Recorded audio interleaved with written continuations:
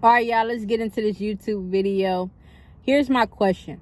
Are you committed to a collective victory?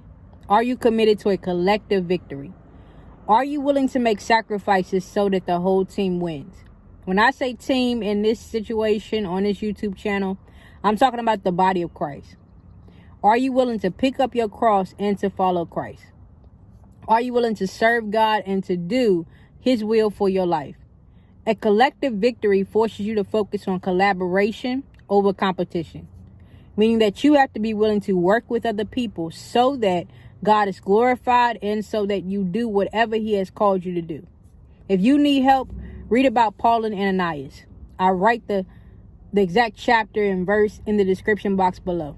But are you committed to a collective victory? Because if you are committed to a collective victory, then you will be willing to obey and submit to God. I love you. I'll talk to you soon.